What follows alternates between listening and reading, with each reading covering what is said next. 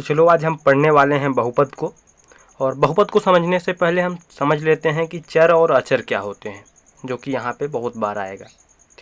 तो चर, इसको आप 2-3 बार पढ़िएगा, उसी से आपको समझ में आ जाएगा कि ये चर और अचर होते क्या हैं। जैसे चर, अगर इसी को बार बार पढ़ेंगे, चल का ऐसा लगेगा चल हम बोल रहे हैं। तो चल का मतलब जिसका मान चल रहा हो, मतलब चेंज हो रहा हो, बदल रहा हो बार बार। तो जैसे X, Y, Z, U, V, T, इन सब का मान बदलता रहता है। किसी भी समीकरण, किसी बहुपद में कहीं एक्स का मान कुछ, फिर अगले में कुछ, तो चेंज होता रहता है। तो ये है चर। और अचर में आ जाते हैं। तो अचर का मतलब अचल, जो निश्चित हो, जिसका मान ना बदल रहा हो। जैसे 1, 2, -3, -5, 0, इस टाइप से जितने भी मान होंगे वो अचर होंगे। ठीक है। अब इसके बाद बात करेंगे, चर और अचर हो गया। तो बीजीय व्यंजक शब्द एक आता है। इन्हीं को कुछ निश्चित चर और अचर को जोड़, घटाना, गुणा, भाग के रूप में व्यवस्थित लिखना ही बीजीय व्यंजक कहलाता है। हालांकि ये परिभाषा पूछी नहीं जाएगी आपके एग्जाम में, इसलिए मैं लिखा नहीं रहा हूँ। इसके आगे हम बहुपद को देख लेते हैं कि बहुपद क्या होता है। और बहुपद फाइंड आउट करने की कुछ कंडीशंस होती हैं। कैसे आप पहचानेंगे कि दिया गया पद बीजीय व्यंजक बहुपद है या नहीं है। तो 3 शर्तें हैं, वो 3 शर्तों को देखेंगे हम। और उसके बाद आपको भी कुछ क्वेश्चंस देंगे कि आप पहचान के बताइएगा कि ये बहुपद है या नहीं है। तो यहाँ पर हम बहुपद के बारे में लिख लिए हैं। जैसा कि हम आपको बोले थे कि 3 क्वालिटीज़ होती हैं बहुपद की को पहचानने की, तो हम लिख लिए हैं कि ऐसे बीजीय व्यंजक को बहुपद कहते हैं जिसमें पहली क्वालिटी क्या होनी चाहिए, चर राशि का घातांक एक धनात्मक पूर्णांक होना चाहिए। पूर्णांक वगैरह तो आप जानते ही होंगे, तो एक धनात्मक पूर्णांक होना चाहिए। जैसे 1, 2, 3, 4 इस टाइप से होना चाहिए, न कि -1, -2। उसके बाद अगला है, पदों की संख्या निश्चित हो। ठीक है, पदों की संख्या निश्चित हो इन द सेंस इन्फिनिटिव, जैसे आप समझिएगा x² + y x+, इस टाइप से अनंत तक न जा रहा हो, इन्फिनिटिव तक न जा रहा हो, निश्चित हो। ठीक है। अगला है, प्रत्येक पद में चर का गुणांक एक वास्तविक संख्या हो। वास्तविक संख्या हो, इमेजिनरी नंबर ना हो। ठीक है। इमेजिनरी नंबर क्या होते हैं, जैसे माइनस, इधर दिख रहा होगा आपको, -√1 है, ये एक इमेजिनरी नंबर है। ठीक है, इसको आयोटा से दर्शाते हैं, ये आप 11th में पढ़ेंगे। ठीक। तो अब हम इसको पहचानते हैं, कुछ एग्जाम्पल्स लिए हैं, उसको पहचानते हैं कि ये बहुपद है कि नहीं है। तो चलिए, सबसे पहली क्वालिटी क्या होनी चाहिए, घातांक एक धनात्मक पूर्णांक हो, घातांक धनात्मक है। ठीक है। पदों की संख्या निश्चित भी है, और प्रत्येक पद में चर का गुणांक जो है वास्तविक संख्या है। यहाँ पे गुणांक 1 है, यहाँ पे 3 है, तो वास्तविक संख्या है। तो ये क्या है, ये बहुपद है। अगले हम देखते हैं, √5x² + 9x + 7। यहाँ भी सेम कंडीशन है, जो घातांक है धनात्मक पूर्णांक है, यहाँ भी घातांक 1 है, धनात्मक पूर्णांक है। ये गुणांक भी इसका जो है तो वास्तविक संख्या है।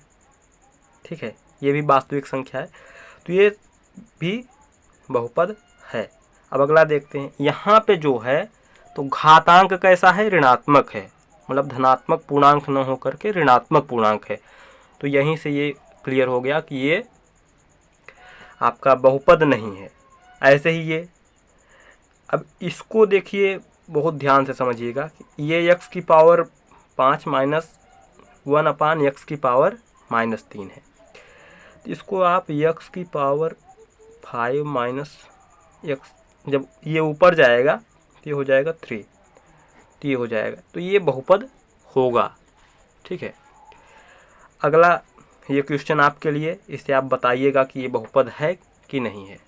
ठीक है, देख लीजिए ध्यान से, और इसको कमेंट करके ज़रूर बताइएगा कि ये बहुपद है या नहीं है। इसके आगे हम बहुपद के प्रकार के बारे में देखते हैं कि बहुपद के प्रकार कितने होते हैं और उन्हें डिफाइन कैसे करते हैं। तो बहुपद के प्रकार,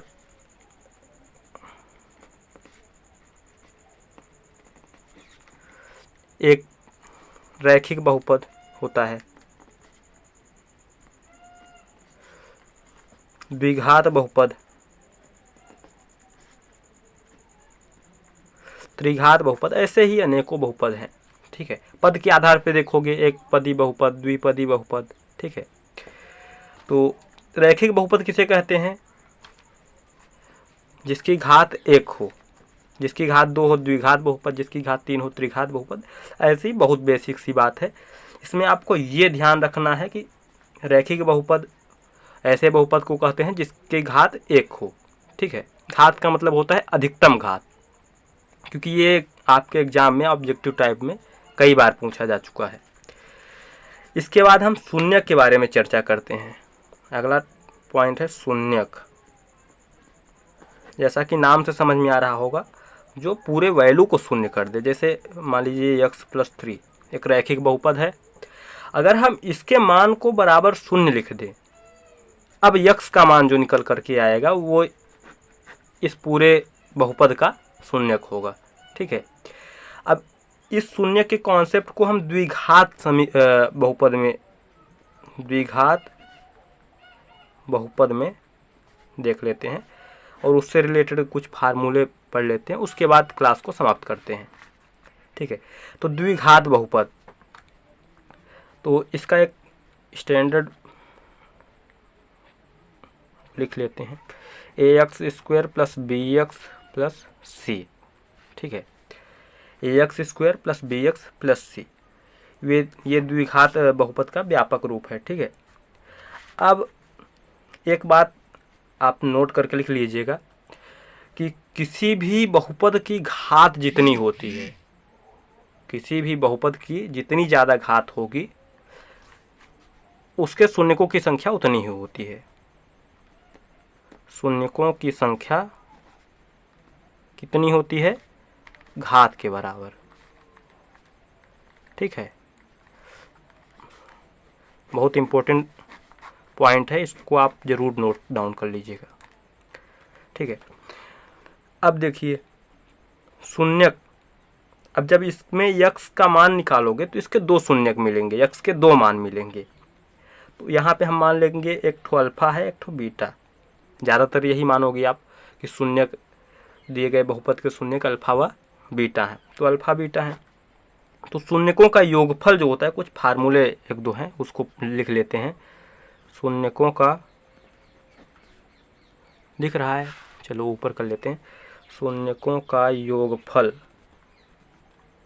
बराबर होता है -b/a। इसका मतलब हुआ -x का गुणांक अपान x² का गुणांक। ऐसे ये है अचर पद अपान x² का गुणांक। ठीक है, इतना क्लियर कर लीजिएगा। इसके आगे हम एक्सरसाइज करेंगे। एक्सरसाइज 2.1 बहुत ही इजी है। उसमें केवल ये देखना है कि x अक्ष को जितने बार ग्राफ कट कर रहा होगा उतने ही शून्यकों की संख्या होगी। और अगला एक्सरसाइज होगा 2.2, उसको हम बहुत ही अच्छे से करेंगे और वहाँ से आपके एग्जाम में क्वेश्चन 100% आएगा।